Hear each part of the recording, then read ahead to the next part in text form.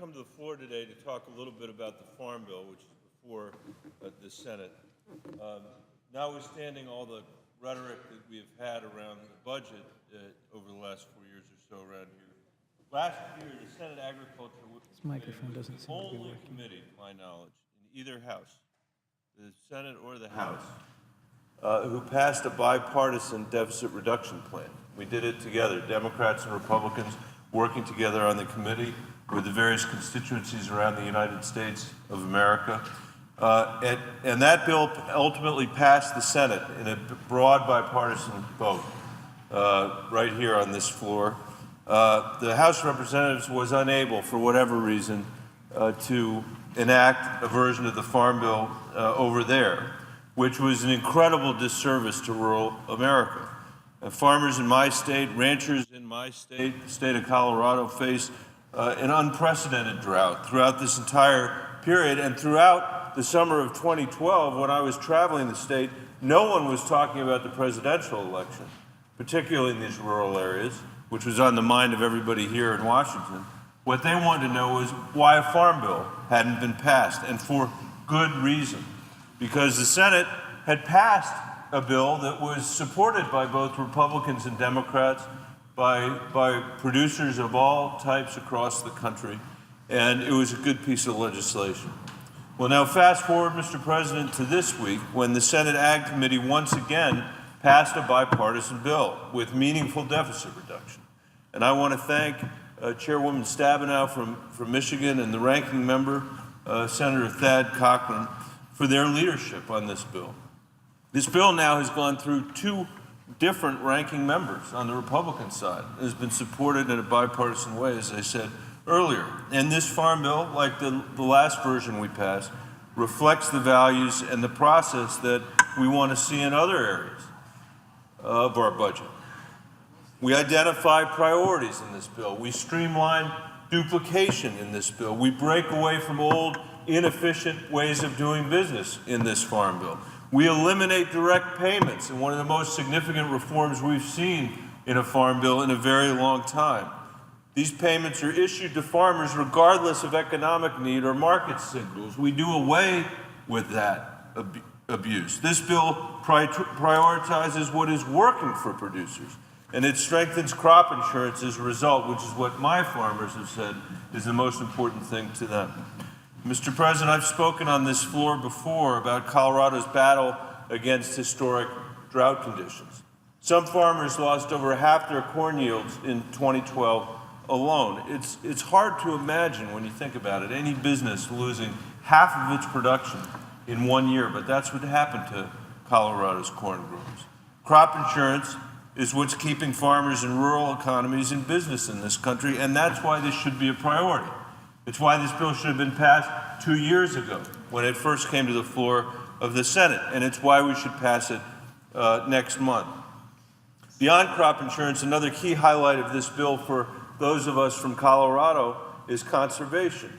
The title carries over the reforms from last year's bill, and this year's bill includes a provision to ensure that recipients of government-supported crop insurance comply with basic conservation requirements. This measure is the result of a historic agreement between the commodity groups and the conservation groups in this country. It's supported by a wide variety of stakeholders, from the Farm Bureau to the National Wildlife Federation. This revamped conservation title is huge for rural America and for my state. It's critical for farming and ranching families looking to keep their land in agriculture generation to generation. It's incredibly important for our hunters and sportsmen, and it's important for anybody in this country, which is most of us, who care about the long-term health of our soil, our air, and our water.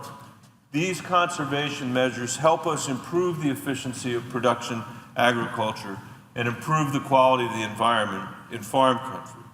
We recognize at home that keeping these landscapes in their historical undeveloped state is an economic driver for our entire state and for our entire region, for tourism, for wildlife habitat.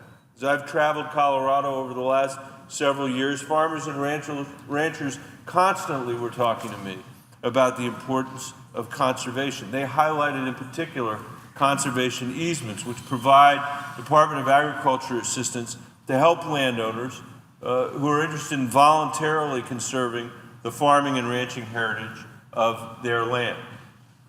And I want to spend a few minutes sharing stories that Coloradans have shared with me. This is a photo, Mr. President. You don't have this as much in Delaware. I know you have other things, but here is a photo of a ranch in Colorado named the Music Meadows Ranch. It's outside of West Cliff, Colorado, elevation 9,000 feet. I have a version of this picture in my office here in Washington. It's 4,000 acres. The rancher's name is Ellen Ganschow, and it's some of the finest grass-fed beef in the country are raised by Ellen and her family at this ranch. Thanks to the Grassland Reserve Program, Ellen's ranch now has a permanent conservation easement. It provides wildlife habitat for elk, mule deer, pronghorn antelope, black bear, and mountain lion, species that are prized by Colorado sportsmen and that contribute millions of dollars to our state's economy. And she's been able to continue to have her family ranch. Thanks to an amendment adopted by the Ag Committee this year, we'll see even more of these easements happen on high-priority landscapes like the Music Meadows Ranch. And I want to thank the chairwoman, Chairman Stabenow, and Senator Cochran for working so hard with me to get that amendment approved. Private lands conservation like this one, this type, aided by the Farm Bill, is absolutely critical for so many reasons. It is poorly understood, I think, in the East, but it is an incredibly important tool for those of us in the West to keep our family farms and ranches, and to provide the habitat that's needed for our sportsmen and for tourism. Here's another example of why this bill is so crucial for our sportsmen and our outdoor recreation economy. This is a photo taken of a friend, John Gale, hunting pheasants in Yuma County, Colorado. The Conservation Reserve Program, CRP, provides important habitat for pheasants and other upland birds all across the country. The land surrounding this photo is all CRP land, everything that you can see and far beyond that, and it's enabled this pheasant hunting to happen in our state. The CRP program protects habitats in addition to holding in place highly erodible soil, something we have a lot of history with in Colorado. Like the soil in Bennet County, Colorado, where over 250,000 acres are enrolled in CRP. Bennet County was absolutely devastated by the Dust Bowl of the 1930s, as chronicled in Tim Egan's The Worst Hard Time and other books. Thanks to CRP, Bennet County has weathered recent droughts much better than it otherwise would have. Mr. President, healthy grasslands, open landscapes, and abundant wildlife are a fundamental part of what it is to be in the West. And we need to preserve these grasslands, these open spaces, and these species. And that's what this title does, the conservation title of the Farm Bill. And I strongly support this new conservation title as reported out of the committee in a bipartisan vote. I know some are going to try to amend this bipartisan consensus. And one of the great things about serving on the Agriculture Committee is there is so little partisanship. The differences that we have are not Republican versus Democrat. We have some differences, but they tend to be regional and understandable.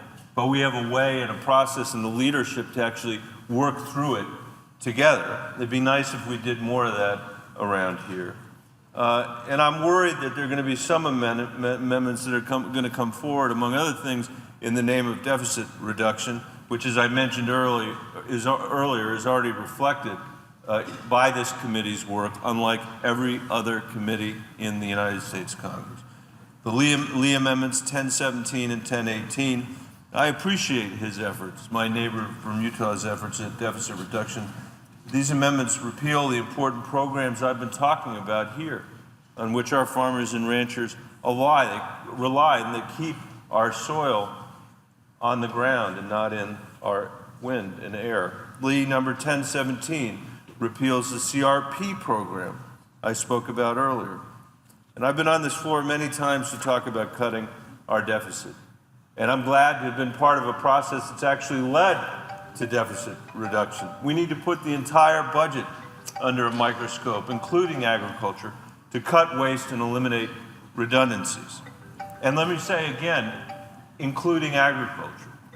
And we have. The bill we have on this floor makes those cuts, $24 billion in all. Some $6 billion of these cuts come from conservation, and not all of those cuts are cuts that I like, but I agreed to them in the package that we were moving forward. We made difficult compromises at the committee level. And now we have a more efficient conservation title as a result that won support from both sides of the aisle.